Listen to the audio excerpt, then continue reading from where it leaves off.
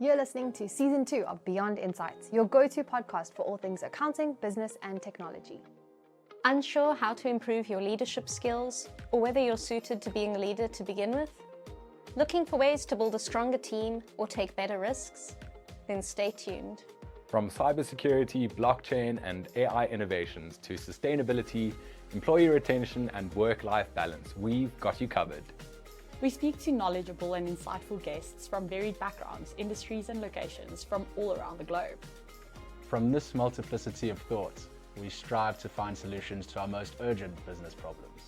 Whether you're a small business owner, an accountant, entrepreneur, or even a young professional looking to progress, this podcast is for you. Thank you for tuning in. Let's dive right in and go beyond insights.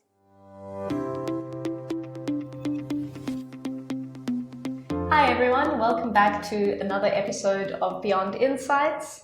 I'm Alex Hoffman, and today I am joined by Jodilee Manuel, who you may know as one of our other hosts on the podcast. As she doesn't often introduce herself when speaking to other people, thought today we would get to know a little bit behind the scenes of who this host is. So Jodilee is a chartered accountant who is the head of product here at Syft Analytics. She's committed to finding ways to innovate and improve Syft features to serve customers in their business endeavors. Jodilee is also passionate about business, accounting, and education. She loves developing content and features to help business owners make better business decisions and to help accounting students grow their knowledge and digital acumen. And I also have to mention that Jodilee won SAICA's Top 35 Under 35 Game Changer Award back in 2023 for the amazing work that she's done at Syft, and especially with students and on our online learning platform, Syft Campus. So that's a nutshell introduction, but we will dive into more details later in this episode. Thanks for joining us. Thanks for having me, Alex. It's cool to be on the other side. Makes a nice change. I thought we would start with a bit of background about your career. You started off as an accountant and an auditor, and then you made the switch to working at Syft, at a fintech startup, initially in education and training, then education and implementation, and now product. So what inspired the move into fintech? Cool. Good question. I think if you asked me several years ago if I'd be working in tech, I would definitely have been very surprised. I did the traditional CA path. Did my articles at a big four firm. I actually took a gap year then because articles is quite hectic. So I traveled the world for a year and then went back to audit, and I was an audit manager for 4 years. And I actually audited a lot of tech companies and a lot of education, like edutech companies. And so I could definitely see that tech was the way to go. I didn't really know how I would get, into that space. When you audit, it's quite all-encompassing.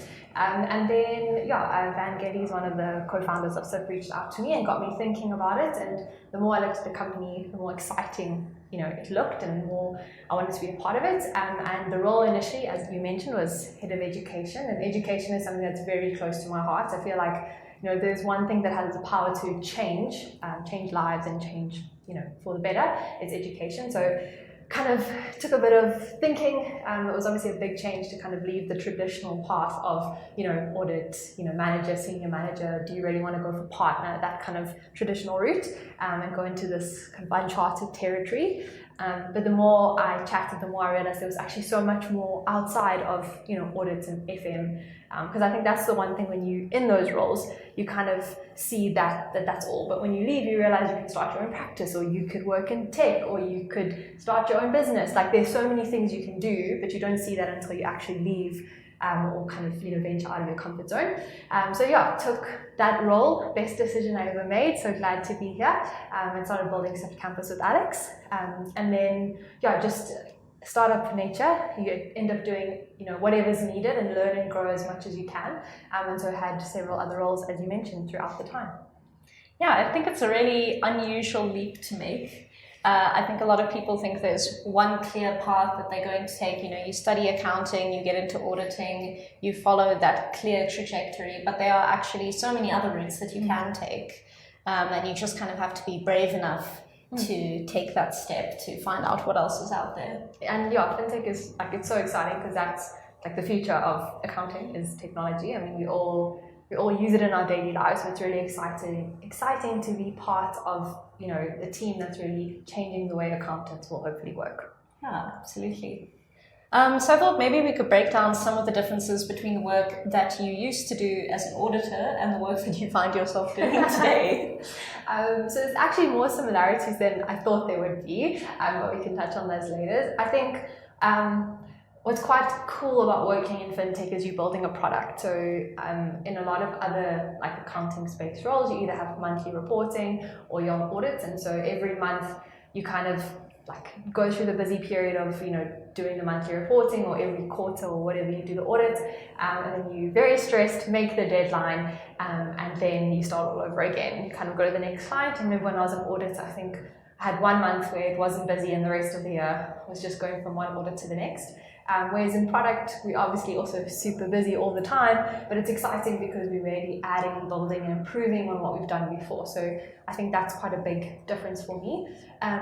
I think we also deal with, so obviously in both you deal with customers.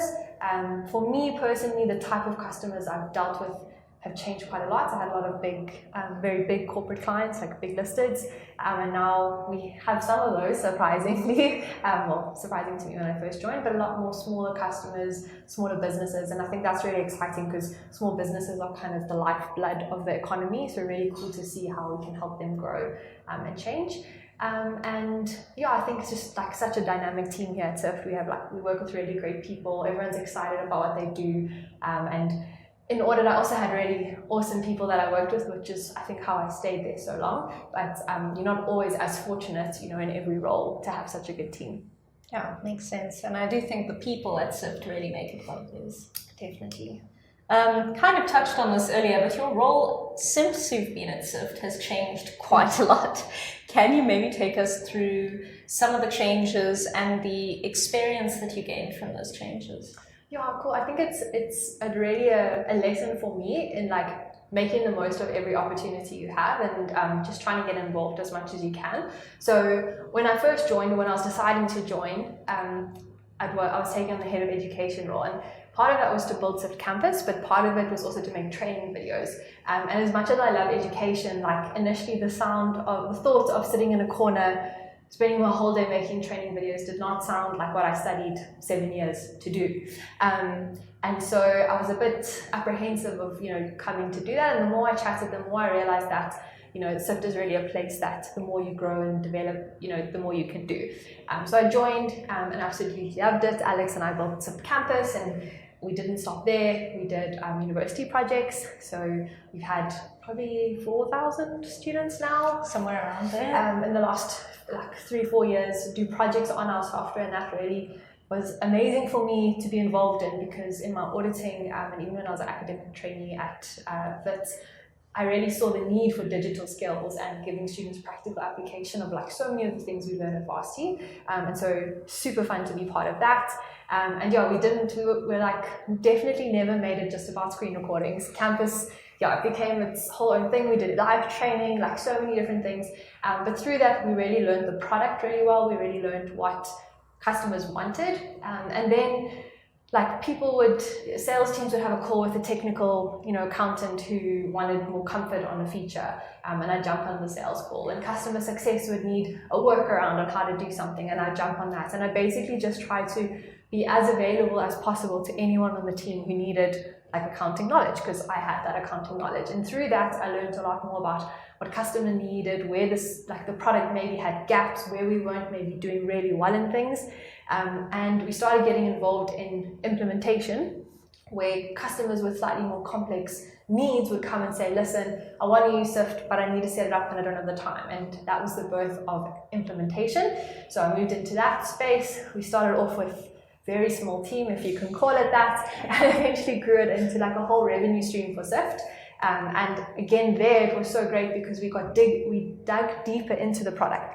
And so now, instead of just like demoing, this is how you use our oversight feature, our dashboards, we would have to build out dashboards for customers, or build out consolidations, or build out things for auditors. And so through that, we really got to, you know, step into the shoes of our customers and see where the pain points are. I remember building out I think it was a ledger or something. And I was like, why is this so hard, you know? And what can we do to make it better? And then we started giving product a whole bunch of suggestions on how we thought it should improve, and that, you know, really fed into building the product. And I think, like, while the education role prepared me for implementation because I knew the product well, the implementation role prepared me for product, which is where I am now, because, you know, we really know how to, like, where the gaps are, what we can do and what we can build. So I think just, yeah, a good reminder that, like, sometimes you might be doing something and you can't see where it's going to lead, but as long as you're learning and growing as much as you can be, like, you kind of preparing for your next role that you maybe don't even know about. Yeah, it makes a lot of sense. I'll say that made me think, one of the first implementations that we were involved in, I was also helping build ledgers, which is not part of my normal role at Syft. No. But I also remember there was something that I found very difficult, and I spoke to one of the engineers who had been working on ledgers, and I said, you know, it would be great if we could do this. And then a couple of months later, that became part of the feature, and that was really exciting. So it's like little things like that you wouldn't necessarily think about if you haven't been working in the product a lot. But then suddenly when you see, oh, this is how a client would have to build it, you realize that this is what's missing. And so that's quite a cool part of being involved in a fintech company as well. Yeah, and I think also just even like being open to different things. Like, your role is not to do implementation, but being open to different things, because now you've also moved more into the product team, and so it's important to know, like, about the product. But yeah, I think biggest lesson is just, like, if you're building a product or whatever you're doing, like, try and walk in your customers' shoes, whoever they are. Yes. You know, whether you're an accounting practice and you're onboarding customers, you know, maybe onboard yourself and see, are there any pain points? Where's the frustration? That's what I really learned from implementation. I think definitely a very important thing, always placing the customer in the center of what you were doing. Wanted to ask, what are some of the more surprising lessons that you've learned in your journey? I think from product, I think how important auditing and the skills I learned from auditing are. I think when I lecture at Wits auditing 3 times a year, and every time I go back, I try to remind them, because auditing is one of those very theoretical subjects at varsity that you think, oh, I'm just learning these standards on how to audit.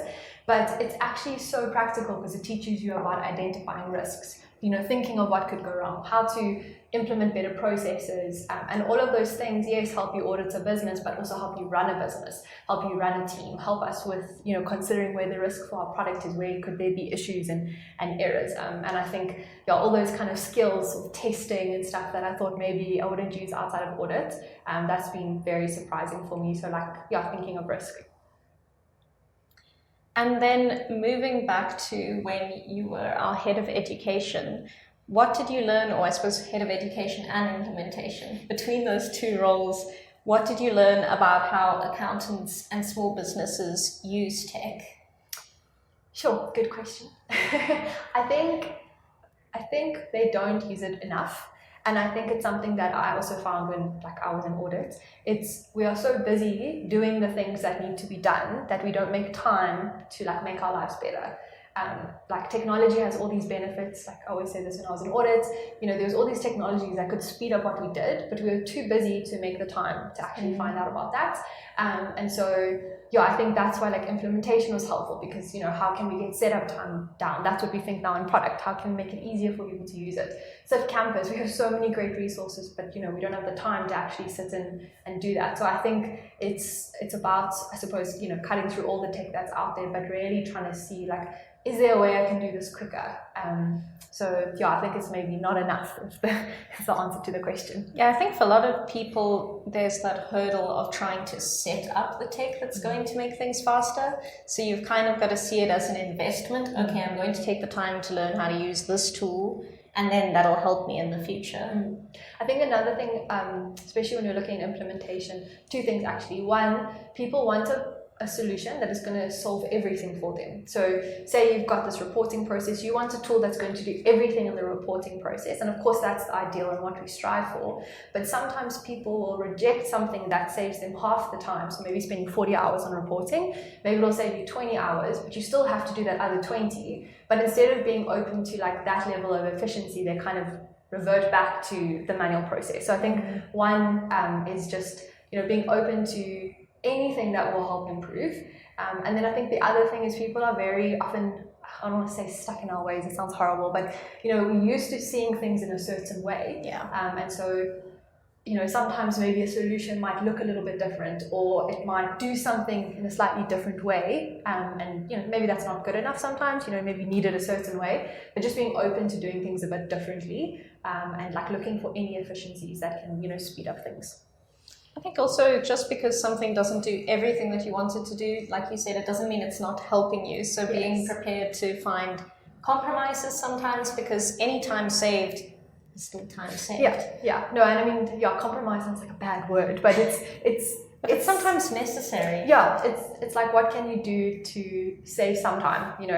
You don't, and I learned that a lot. I would always try to solve the most complex problem when we were doing implementation, and then I realized sometimes you actually don't solve the whole thing, because that might be harder in the future, and rather try and kind of simply solve as much as you can, if that makes sense.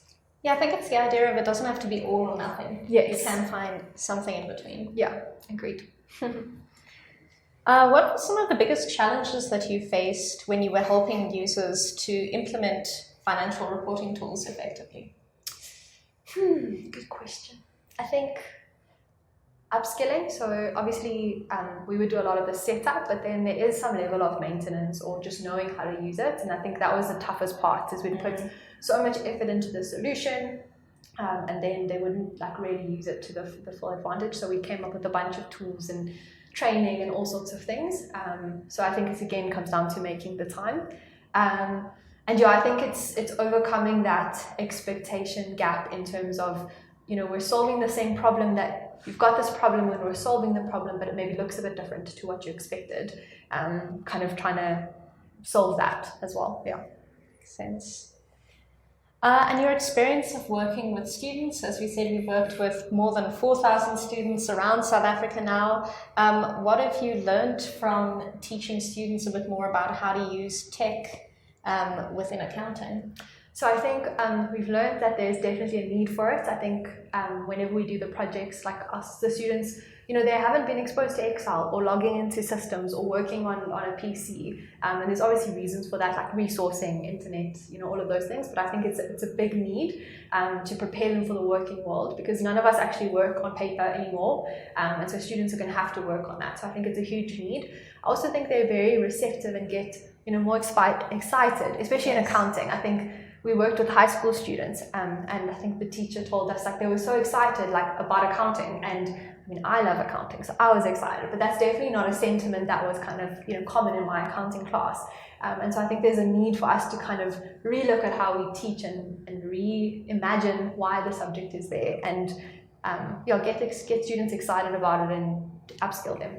Yeah, and I think especially at a time when so many people are having a shortage of accountants, it's really good to have that excitement generated so that you have more accountants in the pipeline. And I also think before I left audit, I kind of didn't really ever look on LinkedIn. I wasn't seeing, all these accounting podcasts and stuff. So it's something we also try to share with students to kind of give them a glimpse, because we do all these cool podcasts and, events and all these things that if students saw, they'd be really excited about accounting, but they're not on there. So just somehow get students involved in that as well. And what message would you like students to take away in general from the work that you do with them? I really hope people see that accounting is awesome. I think if you've got such a bad rap that accounting is boring and that you just do it because you want to make money, and I mean, of course, money is a part of it, but accounting is really fundamental to society.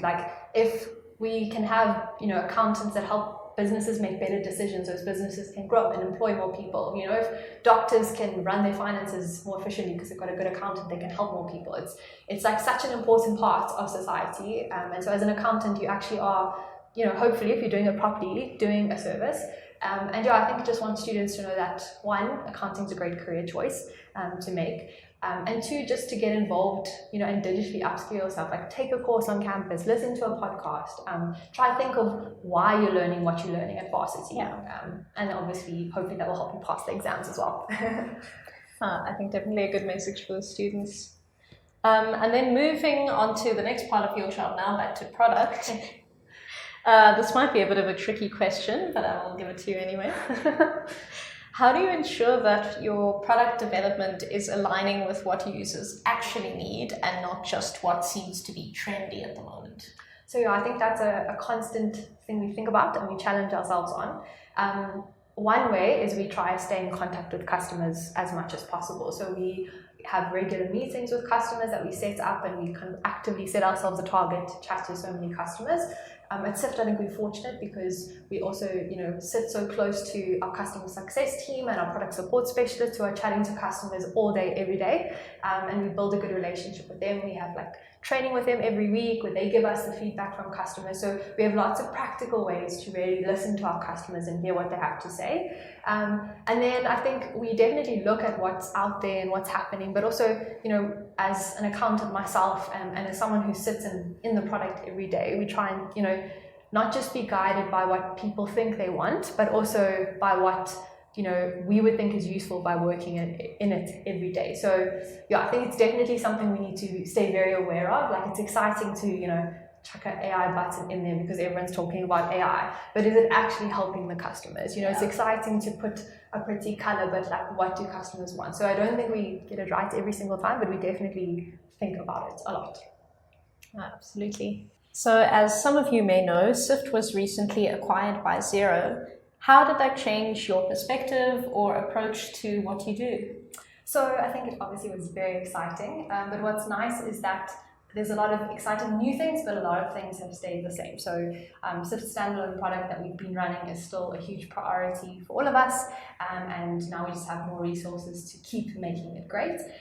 But now we also, with Xero, can reach many, many more customers, both in Syft standalone, but also in the kind of product we're working with within Xero. And so I think it's just exciting to take all these features that we're really passionate about and think can really help small businesses and accountants to many more customers. We've always had lots of customers, but Xero has even more. So yeah, I'm excited for that. Yeah, very exciting.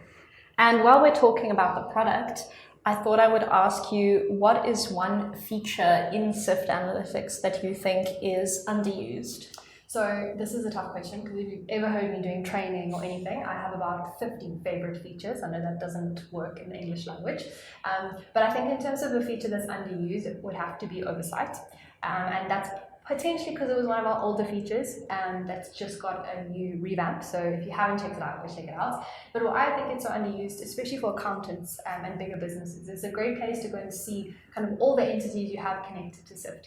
And key metrics or information about the data quality and stuff as to how they're performing. So it's a good way to get a good overview of all your customers and which maybe need a bit more help, which can obviously help them grow, but also increase your services in providing value to those customers.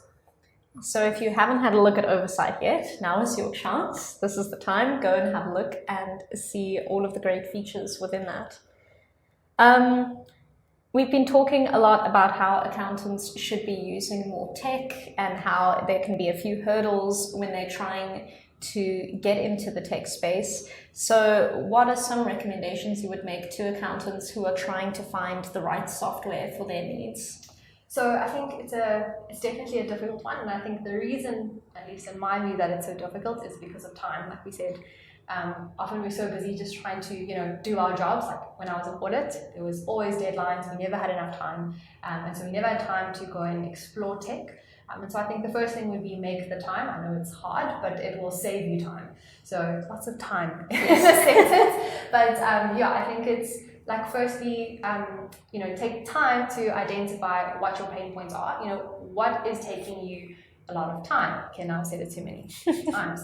But identify what the problems are that you need to solve, and then go sign up to a few softwares to solve that say they will solve it. But then also be smart about it and don't go sign up to every software. There's lots of resources out there. There's companies that will advise you. There's communities. I mean, LinkedIn is great.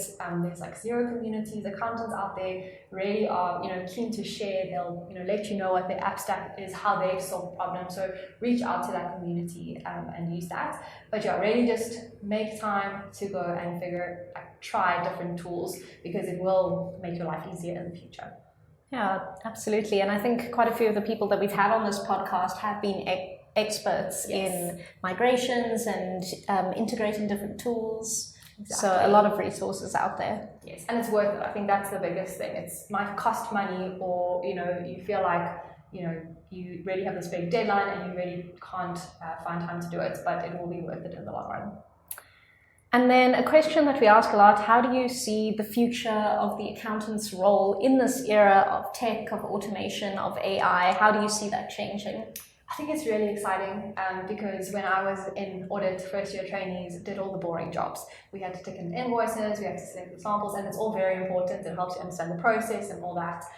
But it's not really, adding a lot of value to customers.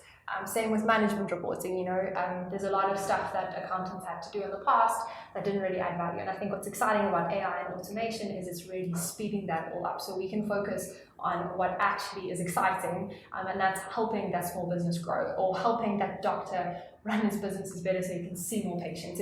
It's a thing that actually makes an impact, and that's what tech is allowing accountants to do. Yeah, super exciting.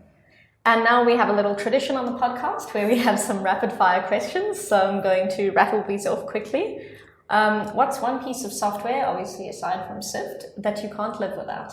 So I have to say Google Sheets and Excel. They're both great. One more for Colab, one more for advanced stuff. But Excel is just great. There's lots of softwares out there, but often, before I can put it into software, I kind of need to figure out what I want to achieve in Google Sheets or Excel. So yeah, definitely that one. And the best movie you've watched recently? Would have to be The Accountant 2. I watched it yesterday. It was amazing. And yes, it's a lot of action, but it also shows the importance of accounting. So go watch it. I'm super excited to see that one. What's the most valuable lesson that you've learned about building a business? So I think that lesson would have to be from one of our co-founders, Eddie. He says, perfection is the enemy of done. And that definitely doesn't mean that we don't strive for perfection and doing it to the best of our ability. But I think, the best thing is to just start. Just try and you'll learn from it as you go. So yeah, the biggest lesson. Iterate and reiterate. It doesn't have to be perfect from the get-go. Yes, because you actually won't know what's perfect until you've chatted to customers and you realize, actually they want something different. And if there's just one thing that today's listeners take home with them, what would you like it to be? Okay, so I think it would be, from a career perspective, to wherever you are, expose yourself to as many different parts of the business or the role, get involved in things. Because I definitely never thought I would be in product when I studied accounting all those years ago, but all the things that I've kind of done along the way have really prepared me for this role. So yeah, get involved, ask questions, and just do as much as you can where you are. Yeah, stay open to possibilities. Exactly. So, well, thank you so much for joining us on the other side of the interview today. Thank you everyone who's been listening. I'm sure you are as interested in Jodilee's story as I was. It's a very unusual one, and also something that I think you can learn a lot from as an accountant, or really any professional, taking on all the different opportunities that you see around you so that you can learn and grow, and you never know where it may lead. Awesome, thanks for having me, Alex. Thank you. And also, just a note, we are at WeWork this week. It seems like a slightly different episode as our office is undergoing renovations. So thanks to WeWork, and we will see you all again next week. Bye. Thanks for tuning in to the Beyond Insights podcast. Please like and subscribe on whatever platform you're listening to right now. And please share with any of your colleagues or friends or family members that you think might benefit from listening to this podcast. That's all from us. Until next time, see you then.